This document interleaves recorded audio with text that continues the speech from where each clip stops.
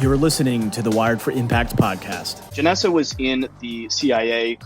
Let's go through your history real quick so people can get caught up to your backgrounds after you graduated from the school that we went to. Is that when you went to Stanford, or did you go back? Did you work? Okay. So why don't you explain to the listeners? Sure. I went straight into grad school, and it was there that the CIA was recruiting. There was a booth, and I almost went up on a lark. I was like, oh, so you guys are the ones who assassinate foreign leaders and depose governments. And he said, no, like, yeah. we used, yeah. He's like, no, we used to. That's kind of against the law now. He gave me a pamphlet, and here is the zinger that he said that just completely changed my whole perspective on the CIA and why I would ever want to work there. But he said, we are the ones, with the access to the most information, and we are the ones who are closest to truth. And I just thought, well, what a great job title, to be the closest to truth, like to knowing and to information. And then he said, well, you're in grad school, you like school, right? And I was like, yeah, I'm in grad school. And he said, well, imagine writing papers, not just for your professor and your fellow classmates and giving presentations, but for the president. And I was like, oh, yeah, I'm sold, Imagine not only having that access to that kind of information, but then your audience is the president in the inner circle. So I left my resume, and then the rest is history. That's very exciting. Was that something, Did you aspire to be in the CIA, or was it just happen chance that you It was literally, it was just a job fair. I'd stuck a few copies of my resume in my backpack. I was wandering around. The logo caught my eye, and I just went up truly to tease the guy, and then ended up leaving my resume and went through the whole process. While I was in grad school, it's a 6-month, very intensive security background check and all the lie detectors and the psych exams and all of that. So it took me 6 months after I graduated from Stanford with my master's to actually start. And that was January 2001, 9 months before 9/11. Wow. Jeez. What a time to start. Yeah, I was in the middle of training when 9/11 happened. And really 9/11 is what got me started on the Middle East. I cared nothing at all about the region before 9/11. I just saw it as a bunch of people like fighting over a bunch of sand, religious kooks. And I avoided the topic like the plague at college and in grad school. And then 9/11 forever changed that idea that we can just ignore a region that we don't care about or that we don't fancy, but that actually every region affects us and impacts us. And we have to know what's going on all over the world. So of course, 9/11 changed my whole trajectory and what I focused on. Yeah, it changed all of ours. What was your official title then when you started? I was a CIA analyst working on Africa to begin with before 9/11. And then after that happened, I spent 2 years working on Afghanistan. So I was on a task force for the first 6 months during the Afghan war, and really kept bugging my bosses to try to go to the region, because to me, I couldn't continents, like being an expert on a region I'd never been to, I didn't speak the language of, I'd never met an Afghan in person. To me, to really know a place, you have to be there, you have to smell the air, you have to meet the people. And so I was such a thorn in their side, like bugging them to go to this country that I'd been writing about and briefing people on and pretending I knew what was going on. And but just from, like information, but not actually going there. So 2 years later, the Iraq war was starting up. And I think my boss was just trying to get rid of me because I was such a persistent thorn in her side that she said, how about going to Iraq? No matter that I knew nothing about Iraq, that, I'd been working all those 2 years on Afghanistan. But I think she was on the hook to pony up an analyst for their department. And so I was wanting to get out of my cubicle. She was wanting to send someone. So I thought about it for 2 minutes. And this is the thought that came to me. So I went back and sat down at my desk and realized I would rather dodge bullets than sit in this cubicle one more day. And immediately went back and told her, yes, send me. And that was supposed to be for 90 days. And that turned into 21 months. It's quite a shift. Yeah. Where did you go to Israel first, Afghanistan first? Where did you end up first and foremost? No, so just straight to Iraq, and that was the fall of 2003. And so that was right as the insurgency was brewing, and Honestly, Peter, I mean, I really knew nothing about Iraq. It's so weird to imagine being an analyst on a place that you know nothing about. And so I showed up in country just really a sponge, just trying to understand who was fighting us and why. I was a counterinsurgency analyst when I first arrived in Iraq. So, the insurgency was just gaining ground. We were trying to understand, why they hated us. We went into Iraq expecting them to throw flowers, and instead they were planting bombs, and trying to understand the motivating forces and the driving factors, and plus like the layout of the leadership and the funding and just how the whole thing worked and how you can do that, as someone not knowing the language with no background in the country, as we all were. It's not like there were other experts. Like we had one Arabic speaker in the entire station, CIA Really? station. Wow. Yeah. So we were all just getting off the ground cold, but I just was really obsessed with just trying to understand everything I could about the country. And that this is really kind of getting into what I'm writing the book about, but in a way, just so desperate to understand and to connect that, I made some really interesting decisions throughout my time there and made a lot of changes. And ultimately, that's what resulted in me leaving the CIA and founding a peace building organization. Just witnessing firsthand that going down that road of tit for tat violence of, okay, they're fighting us, so we're going to lay waste to places like Fallujah. And, that didn't do anything to quell the insurgency. If nothing, it just accelerated it and intensified it and resulted in not only thousands of our soldiers being killed, but over 100,000 Iraqis or more. It was just seeing it and witnessing both an Iraqi colleague of mine being killed, not witnessing his death, but knowing him personally. And, he didn't show up to work that day, and seeing our soldiers coming back wounded from the field. And it just really hit me on a deeper emotional level that this is not a road that is sustainable. This is, like we wouldn't wish this on anyone. What are ways to prevent this from happening in the future? And so that really is what it launched me into this whole other field of peace building, which I did not go into the agency thinking I was going to come out a peace builder. But in effect, that's the transformation that happened during my time in Iraq. Iraq was really the formative time. And then Israel Palestine became another obsession later on. And I can tell you the story of how I ended up there my first time too. If I could ask you about, first and foremost, what did you find when you went to Iraq? Why did they hate us? What was it that you found? Yeah, that's a great question. So much of it had to do with a certain kind of, in a way, really. So I was focused on Western Iraq, and they called it the Wild West. And similar to a lot of places in the US where people are like country folk, very prideful, like distrustful of foreigners. There's like strong local loyalties, there it was tribal loyalties. And so you had this foreign entity coming in with our big lumbering tanks, and folks were trigger happy. They'd been there a while, they're on the defensive, they're worried.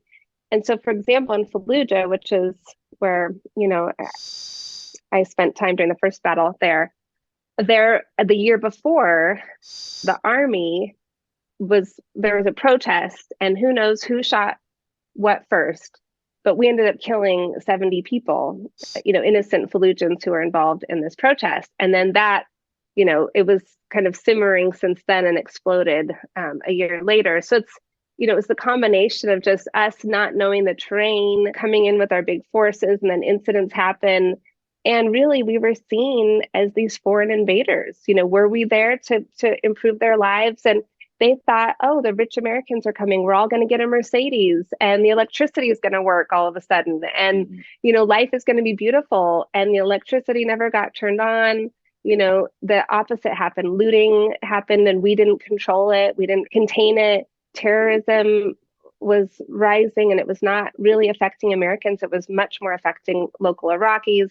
So they saw it as this plot that, of course, we could get bin Laden if we really wanted to. We could put an end to terrorism. We were letting it foment.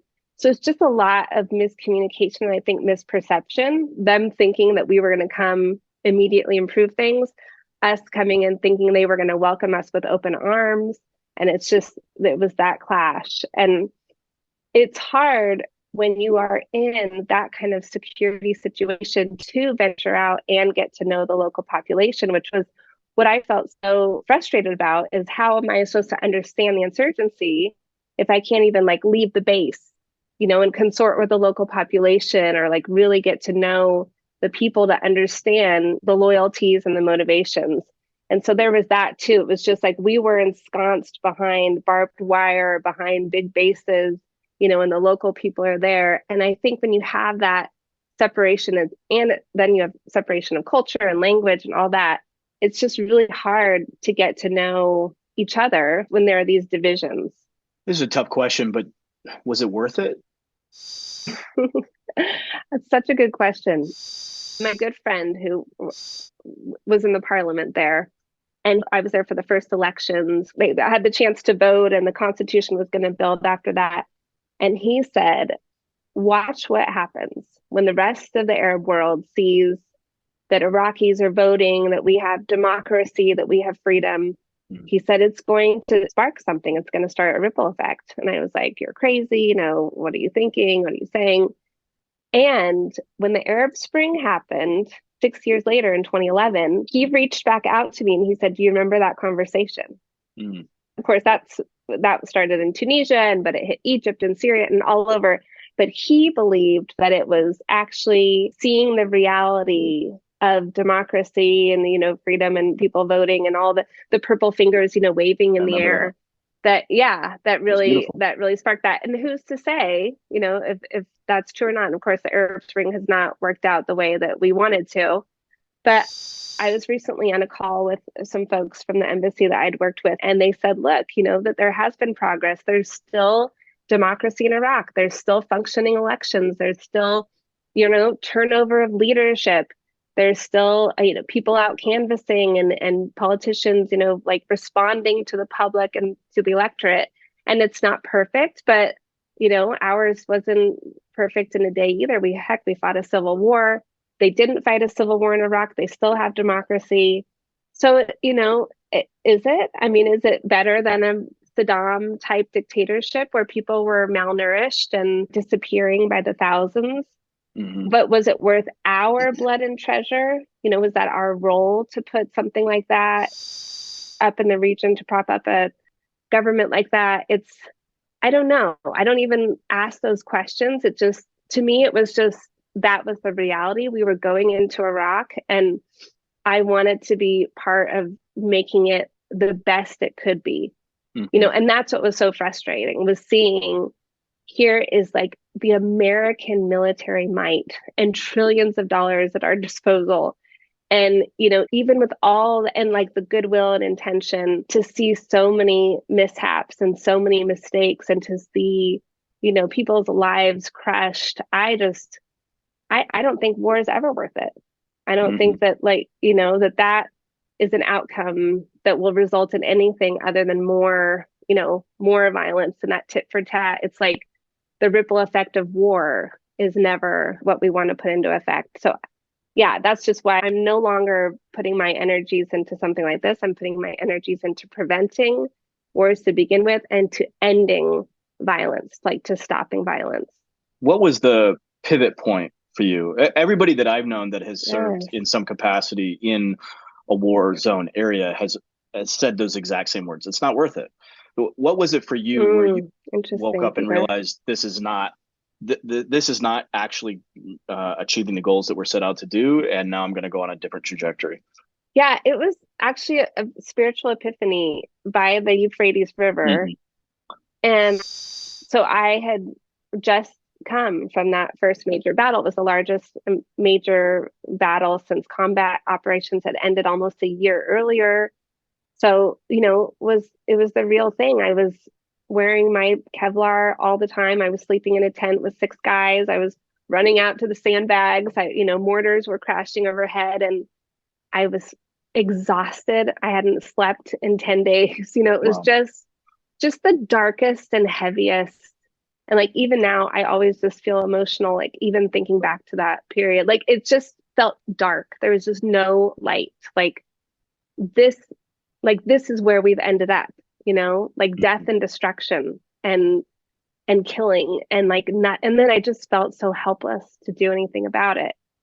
And so a few weeks later, I was staying on another military base, and the operation had ended, and so things were a little quieter. And I'd gone for a run one afternoon, and I came back to the house and went up on the roof, and it was sunset, and the base was really just a house. The house was right next to the Euphrates River that was, floating by, and I just like took in this scene, the purples and oranges and pinks of the sunset, and there were birds flying through the sky, and the water, like the only thing I could hear was the water, the tinkling of the water floating by and the swaying of the bulrushes. And if you can imagine, like the loudest, like war, like no one tells you about the noise factor. Like just the noise was so intense that I felt like my body would split apart just from the sound alone. Like just, it was so intense. And then I remember up on the roof, like straining to listen. I'm like, the only thing I could hear was the sound of nature and like the sound of that quiet and that stillness. And, I'm looking out at this scene and realized that this river, just a few miles downstream, was flowing in the middle of Fallujah, in the middle of, the war had been raging and death and destruction. And of course, I'd never noticed the river, but it was happening in that same space. And this thought came to me out of nowhere. I don't know if it was the river speaking to me or divine presence or what, but the question was, which will you choose? I was like, what do you mean, which will I choose? And I could literally, like argued back with this thought, like, which will you choose? And I realized like I couldn't focus on both things at the same time. The war and the sounds of explosions and just all of it had been so consuming that it's like it takes all your attention. But really, the river had been there all the time. And if you think about Al Anbar province, Western Iraq, it's just complete desert. It's rugged, steppe terrain, it's sand dunes. It is just so brown and dry. And the river is the only source of life. Like all the people live clustered around the river. It's the only source of life in this whole area. And so you had this contrast between this river of life flowing in the midst of death. And so, yeah, it was one or the other. And so, the question, which will you choose? And I just said, I knew in my being that not only like did I need the peace and stillness of that river, like everything in my body was like, of course, like that is what I need. What I was yearning for, some kind of light and hope. But I also had the thought that it was the more powerful force because all those bombs that had been going off didn't touch it, like did not affect the river's flow in the slightest. The trajectory of that river remained completely unfazed and untouched. And so I knew, even though it was more subtle, that it was the more powerful force. And so I said out loud, I said, I choose the river. And, who knows what that meant? I just was like, I choose the river. And, tears came to my eyes and I was just soaking in this scene and really didn't know that at the time, that was going to be the moment. It was just like, to me, it was just this thing that I needed to hear, needed to feel. But that turned out to be the pivotal moment where I went back and told my boss I didn't want to do counterinsurgency anymore. I was tired of focusing on the problem. I wanted to be part of the solution. What could I possibly, do? I couldn't do it anymore. And God bless those people in our lives who, see opportunities or like see what's best in us and help us along. He could have said, shut up and do your job, right? And like, especially in the government, the agencies are so parochial and territorial that he ended up finding me a job at the embassy and basically letting me go as a loner and working for the political office. So instead of focusing on the problem, I was focused on the solution and helped prepare for the first democratic elections in Iraq. So that really was the turning point, when the river called, which will you choose? Thank you for listening to this episode of Wired for Impact. If you're interested in creating and expanding your impact, be sure to visit us online at impactnow.com.